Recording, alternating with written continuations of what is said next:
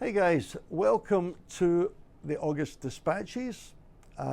Before we actually go into the dispatches themselves, let me apologize that there's not quite as many as we would normally like, but as some of you may know, we're still having problems with production in China because of the lockdowns there and the COVID restrictions. That really has had quite an effect, but we're not allowed to go into China ourselves. So we can't get to the factories, we can't meet up with our sculptors on a face-to-face basis. And what that really means is that everything takes 2 or 3 times longer than it would normally do back in the days of a couple of years ago when we were in China every 2-3 weeks. Now it's actually more than 2.5 years since my last visit into China. Anyway, without further ado, let's talk about what we are able to bring out this month.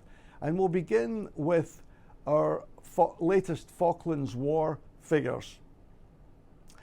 What we're featuring today are 3 little 2-man sets that depict the aftermath of one of the most important battles between British forces and the Argentinian forces in the Falklands at the very beginning of the land conflict there. I'm talking about the Battle of Goose Green.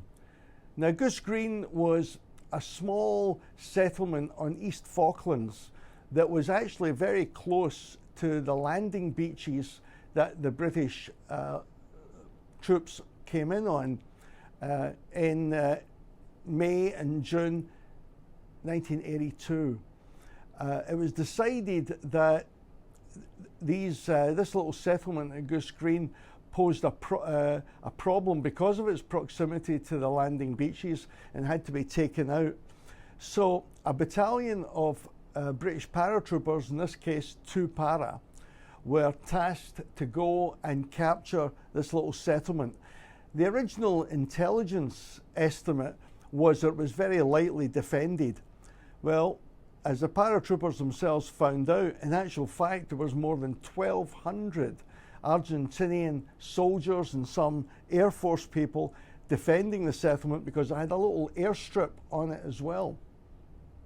And that airstrip could have been used for Argentinian planes to take off from and attack the British fleet and the landing beach itself. So therefore, the Brits had to capture it.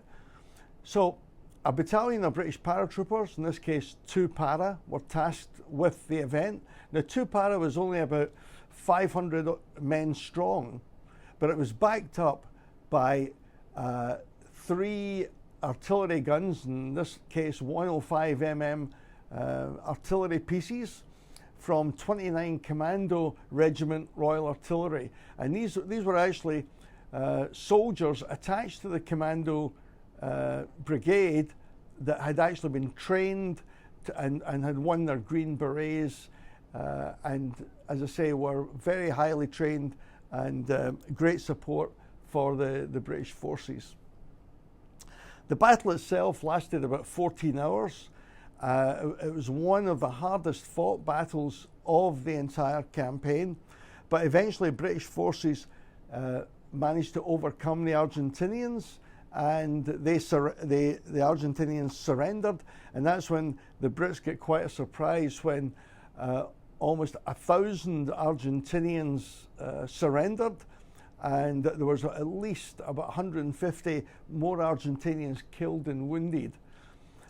What we've chosen to do is the aftermath of the battle itself.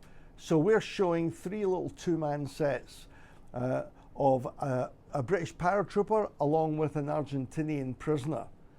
The very first set that we'll talk about is called Come On Pablo, Keep Moving. That's this little 2-man set here, and you can see at the back the British paratrooper who's gently urging the Argentinian prisoner who's got his hands tied behind his back, moving him along the way. The next set is Don't Cry for Me, Argentina. So what we have here is one Argentinian prisoner with his hands on his head, and behind him is a British paratrooper who perhaps is even humming the song to his prisoner.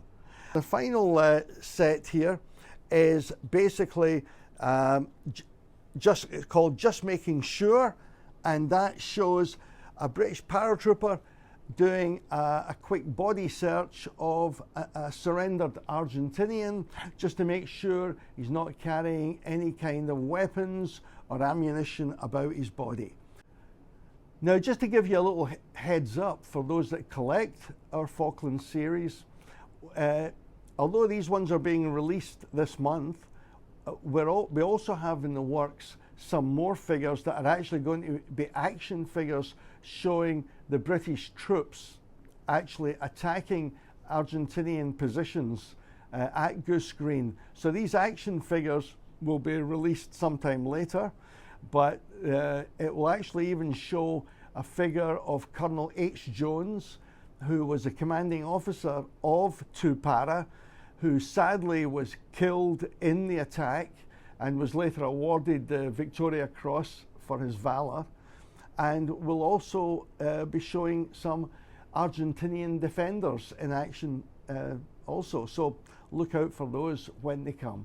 For our second release this August, let's talk about something completely different from what I've just told you about the Falklands. In fact, let's go thousands of miles away from the cold, grey, windswept Falklands, and let's move up to the boulevards and streets of early 19th century Paris at the time of Napoleon. And let's introduce to you the fife and drum band of his Imperial Guards. That was his most famous bodyguard regiment of that period. What you see in front of you just now are a little 7-figure set that we've produced of the Imperial Guards in parade uniforms, playing their fifes and drums. Kind of interesting that the Imperial Guards were obviously chosen to be the best of the best, but you'll see 2 smaller figures here that are quite interesting. The Imperial Guards band also made use of young orphans or children of some of the members of the regiment that would join the regiment as young teenagers and learn to become musicians, and eventually, once they had fully grown up, would be full members of the band as well. You'll see the obviously slightly smaller, but still wearing the same uniform as the rest of the band. And right here in the front is also a very colourful drum major. Now, the 7-figure set itself, we realise that some people, some collectors, like to have more of these figures than you see in front of you. So we're making the figures of the adult male drummers and fifers available as singles. So if you want to add on to your band and make it a larger version, then these 2 figures here will be available as singles. However, the special figures of the drum major and the boy drummers and fifers are only available as part of the 7-figure set. And that 7-figure set comes in its own special box with a specially designed full colour label. Now let's move on to the third of our August releases. Now here we're again jumping around geographically. We're moving away from France itself to what was formerly the French colony of Indochina, and of course we're talking about Vietnam. As anybody that's collects our Vietnam series knows, not only do we do the military figures, but we do quite a range of Vietnamese civilians. And among the most popular of those Vietnamese civilians have been the little girls on the Vespa motor scooters, to such an extent that more than a few collectors and a couple of dealers had said, look, can you do some more? Because our collectors really want to make street scenes, and these little figures are really useful. So we come up with a couple of new figures using the same little Vespa motorcycle, but different colors this time. And we've produced a little single figure of the young lady here wearing traditional Vietnamese dress on her little white Vespa, and behind her are two young girls on a red Vespa. And you can see that the passenger at the back here is sitting side saddle on the machine. Again, colourful and full of character, and I think they'll make a terrific addition to any Vietnam street scene, whether it might be Saigon or Hue or any of the major Vietnamese cities at that time. Number 4 release in August is again something a little bit different. Let me tell you a bit about the story behind it. A few years ago, we produced a whole range of US Navy figures that could have been on one of those little river gunboats that sailed up and down the Yangtze River in China in the turbulent 1920s and 1930s.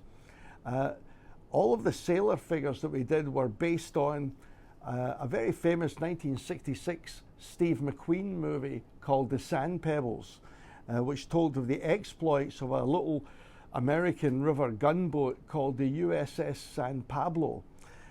Most of the movie takes place in the warmer summer months of that period, where the sailors would wear their white uniforms, or what were called white undress uniforms, and most of the figures that we portrayed were wearing those white uniforms. However, two of the little figures that we produced way back then were these two little US Navy shore patrol guys who were in blues, and they were obviously, because they were on land, they were wearing the webbing gaiters, the web belt, pistols and what have you. And I have to say, I really liked this, what's called the blue jacket uniform. In fact, the term blue jacket was really slang for a US Navy sailor. At the same time, by the way, we liked the figures so much that we did go ahead and design some brand new figures that will be coming out in a few months' time. But this first release is actually going to be just 4 figures. You've basically got a sailor with his .03 Springfield rifle at port arms. You've got standing firing Springfield rifle, and you've got marching. The one that's missing, that I don't have the sample of, is the kneeling firing rifle. That'll be coming out at the same time. But I'm really pleased overall at how these figures look, and it'll be interesting to see what kind of response they get from the general collecting public. Thanks again, and I look forward to talking to you next month.